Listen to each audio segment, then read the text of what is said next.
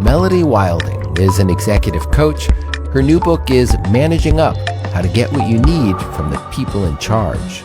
Melody, thanks for being here. Thanks for having me.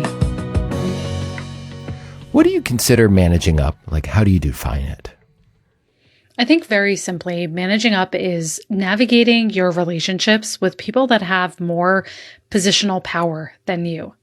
Primarily, that's going to be your boss, your direct supervisor, but it has to extend beyond that because we are working in environments where you may have a project lead. You want to make sure you're building a relationship with your skip level.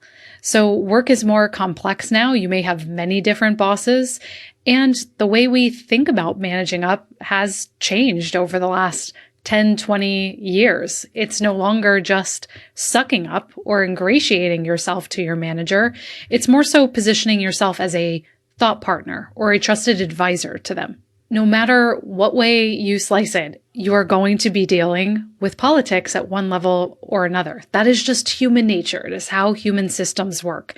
And so you can be smart and navigate that with integrity and with thoughtful strategy and building trust, or you can opt out of it and you do that at your own peril. Why do you think people have such a hard time with it? I mean, you're an executive coach. You've had these conversations with clients. You surveyed thousands of workers for this book. What's kind of the common thread there? I think first and foremost, we're dropped into our careers and we are taught the technical aspects of excelling at our job, but no one really ever gives us the psychological playbook.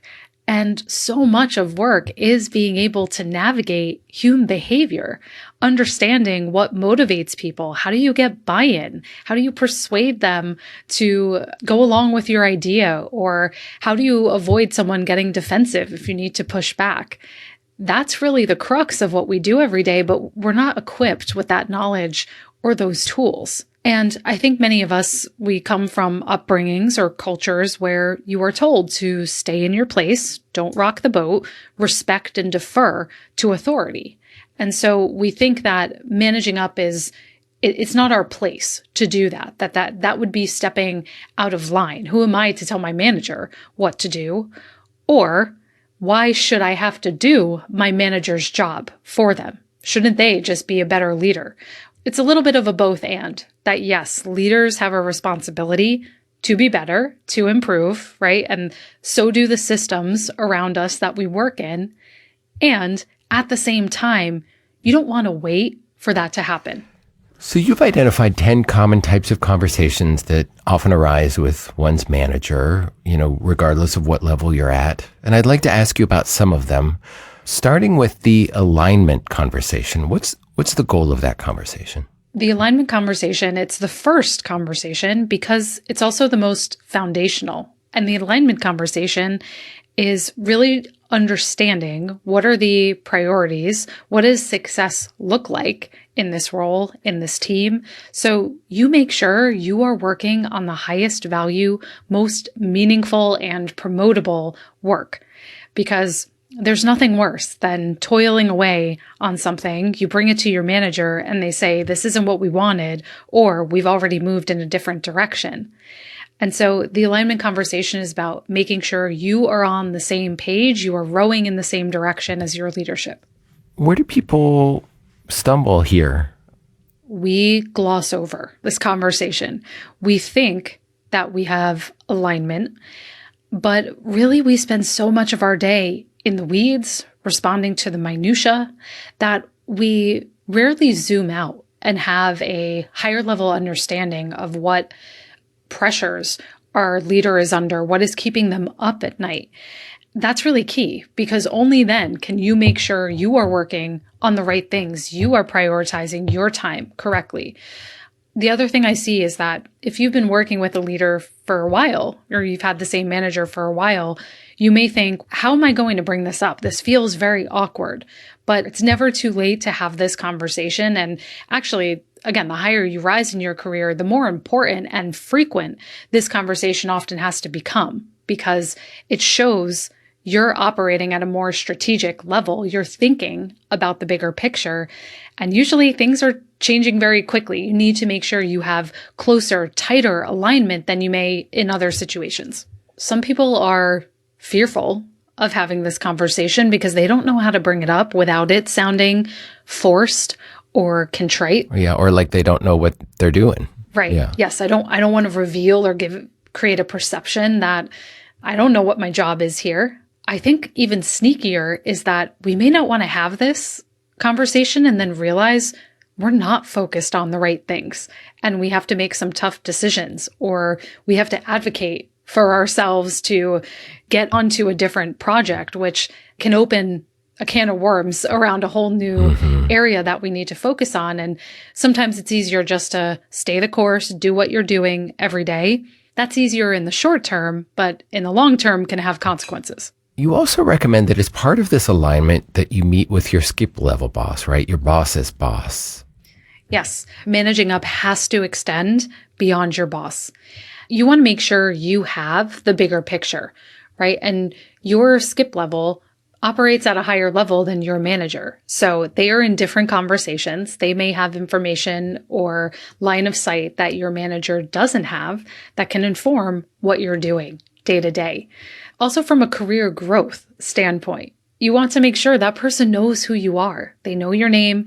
They know the types of things that you work on, because your advancement in the organization, even project assignments, may involve and typically will involve other people besides your manager. Meeting with your skip level can be a little tricky because you don't want your boss to feel like you're going around them, you're cutting them out. There's also organizational culture here. In some organizations, some of the people I work with, skip level conversations are baked into the culture. There's an expectation that you will meet with your manager's manager somewhat frequently. Whereas in other cultures, that isn't as common. First, you have to understand what sort of environment am I operating in. But if you feel like your manager may assume you're going around them, there's a few ways to approach this. So first of all, when you make the request for a skip level, make sure your manager understands, why are you asking for this? You can say, my intention is not to go around you. I want to make sure that I'm understanding from a higher level what they're seeing, what is most important, so that I can take that back to the rest of the team and make sure we're focusing on the right things. So explaining the why and contextualizing it. But also, if it would even feel better, you, instead of asking to meet with your skip level alone or separately, you could say, do you think your manager would be willing to sit in on one of our one-on-ones where I would be able to hear from both of you about this? Or maybe you ask if that person can come to one of your staff meetings, for example. So there's ways to do it that feel a little less threatening.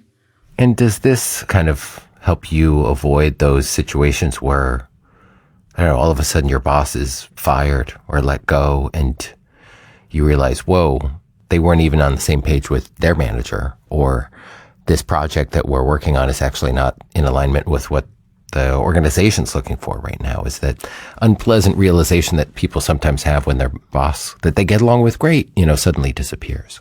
That's exactly what happened to me. Is I got along great with my boss at the time, but it came as a shock to me. I was very suddenly laid off. And when I looked back on it, it was because I was working on something that my manager and I were aligned on, but the project was not in alignment with the strategic direction of the organization. And so when time came for cuts, I was the easiest candidate to let go of. And so, yes, it is also important for you to have that connection, because change can happen at any time. I have a lot of clients now who their organizations are going through 1, 2, sometimes even 3 reorgs in a year. A lot can change, and you want to make sure you have relationships at different levels to see that through. So I want to talk about, management styles, understanding what your manager's, leadership style is. That often is at the root sometimes of personality clashes between you and your supervisor. I like to say that often what we perceive as difficult behavior comes down to a difference in styles. There is truly toxic, damaging behavior. But most of the time, our frustrations, our annoyances, if we decoded and understood other people's styles, a lot of that would go away. Yeah, play decoder for me here. Yes. If I don't know, if I complain my boss is a micromanager. What may be happening is that you're working for someone that has higher dominance, right? When we talk about communication styles, generally speaking, there's two dimensions to it: dominance and sociability. Dominance is how much control does someone like to assert in a situation? How quickly do they move? And then we have sociability. How much do they care about personal relationships, connections with other people? And you could be high and low on either. You map those, you get 4 different broad communication styles. Now, understanding that, when you understand someone may have a higher drive for control and certainty in a situation, it doesn't mean you have to like that or accept it, but you can put it into context more to understand that this person's tendencies are not necessarily a reflection of they don't trust me. It's more of a reflection that they have a high drive for a lot of detail. They want to be in the weeds of this. And so maybe I can make some selective strategic adaptations. I can overshare. I can give them a dashboard that they can pop into at any time so they can get the data that they need. And you eliminate so much frustration for yourself, because once you do that, the person may loosen the reins and may feel more comfortable because you're meeting what their needs are. You also mentioned in the book a story I liked about somebody who basically had a conflict because they had lots of ideas, right? They came into those meetings and they wanted to like blue sky and share some of the things that they were thinking and wondering about. And they basically had a boss who was, I don't know, what Daniel Goleman would consider a pace setting boss, right? Somebody who's just like driving ahead and trying to get everybody to follow and keep up with them. And there was just a ton of conflict there between those two. And that got ironed out once this employee sort of understood the style of the manager and adapted to it. Yeah, that's what I would call in the vernacular I use in the book. The pace setter type is more of what I would call a commander, someone who's high on dominance, low on sociability. And so that person is very results, outcome oriented, no nonsense, moves quickly, tends to communicate very concisely, which to some people may be perceived as rude, versus someone who is a cheerleader. A cheerleader is still high on dominance, so they like to move quickly, but they tend to be more blue sky, big picture, visionary type. They're high on sociability, so they tend to be more people-oriented, enthusiastic. They like telling stories. And again, that can lead to misunderstandings between the two, because the commander can see, some of that vision boarding as just a waste of time.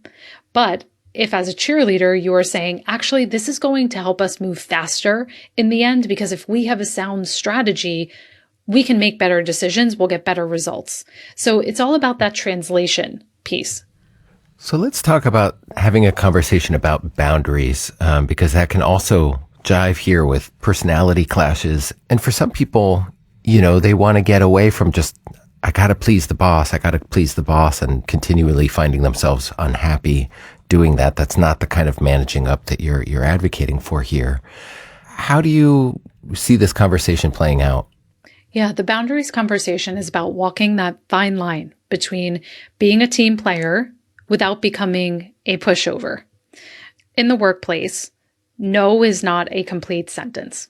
We're often told that, and it may be true in many other areas of life. I mean, you hear people talk about it a lot recently. It sounds like you're cautioning against that a little bit. I'm cautioning to set boundaries in a tactful, diplomatic way, because we do need to set boundaries. I have seen so many situations where when someone just says yes chronically, that backfires, of course, in the form of burnout for them. But you also create this perception that you don't know how to push back, which when you go up for promotion, they may say, well, how could we possibly give you more responsibility if you're already stretched thin? or we don't really see you know how to negotiate in terms of workload. And that's really something that's required at this next level. Wow, that's harsh. Yeah. Yes. So diplomatic boundaries, let's put it that way. The way you straddle that line, there's a few tactics. One of them is to ask questions first. Seems deceptively simple, but most of us, when yet another task is dumped on our plate, we either just roll over and say, sure, yeah, I'll figure it out, or we snap back because we're already so overloaded. We reactively say, how could you put one more thing on my plate? I can't believe this. I can't get this done. And so asking questions allows you to buy yourself some time to calm down, to collect yourself, but also get more details about what the request is. Because on the surface, you may not know everything. And once you ask, okay, can you tell me more about the urgency here? Or who else will this be visible to? Do you see this becoming an ongoing request, or is this a one-time thing? When you ask those questions, you not only get a better understanding of, is this something I can, want to, need to say yes or no to? You also may get a piece of information that allows you to latch on and say, actually, what you're describing really sits with the operations team. And so I can pass this over to them because it's going to be more efficient to do it that way. And it subtly puts the ball back in the other person's court to justify, why are they asking you for this? At what time? Or at this time? You know, if you say, what made me come to mind for this request in particular, then that person has to sort of explain their rationale. Well, I want to ask about taking ownership of things, because you talked about how promotable work is really important to do. And you want to, be able to lay claim to some of that and take ownership. But we're also in much more collaborative, less hierarchical organizations now in many ways. And so it's kind of a tricky balance to take ownership without stepping on toes. How do you recommend people approach this conversation with their manager? The ownership conversation is best approached in an incremental way. When ownership really puts people on the defensive is when we come in very strong and we think we know best, or we make sweeping changes. And that's where people feel a little taken back, or like you didn't listen to our needs. They just feel railroaded. And so when it comes to going beyond your job description, you have to do what's called persuading. So we've all heard of persuasion, but one of the top psychologists who has studied this for decades, Robert Cialdini, has this idea of persuasion, which is, how can you plant a seed in people's head that this sort of change is needed? Basically, how do you get incremental buy-in for this idea? And that may involve asking people questions about, hey, I'd love to hear how it's going with that product or project management process. How is that working out for you? Are you hitting any barriers there? You're breadcrumbing objections or challenges they may have that you can then solve later, for example. Mm-hmm. That matters, and so does presenting a path forward. Because yes, it's one thing to identify a problem. You also want to make sure you make it easy for the people around you to say yes or no to your proposal. That is a core tenet of managing up, is how can you remove cognitive overhead for the people around you? That may mean creating a couple of sample slides that they can present to the senior leadership team on this idea, or maybe a template email they can send around. Or even if you're just at the beginning of proposing this idea, you may bring them sort of 3 ready-made options to say, this is what I've considered, or the factors I've weighed. My recommendation would be we go with option A, but I would love to hear what you think. Which of these would be the best way to go? Do you find that most people make mistakes by going too far in taking ownership, or don't take enough ownership, that they don't go far enough? Yes, I would say it's that one, that most people play it too safe. And will think, well, it's not my place. It's not my place to solve that problem. Someone's probably thought of that or had a better idea for that. And that we are not bold enough to step up. That kind of gets to the, visibility conversation, getting recognized for what you do or what you accomplish. That can vary a lot by workplace. That can vary a lot by boss. How do you bring that up with your manager? We all have to operate in workplaces where we have to share credit, right? Nobody wants to look like a credit hoarder. One tactic to straddle that line is called we, then me. And this is great. This is a structure you can use in your one-on-ones with your manager, when you're talking with an executive, when you're presenting in a meeting. You first share, here was the group's effort, and then here was my individual effort. And so you may say something like, it was really wonderful to see how the team pulled together to really get all of that over the finish line. Rebecca did an amazing job with the analysis, and Bobby really was a key player in making sure that the client was on board. I really enjoyed working on the product side, making sure we had everything buttoned up there.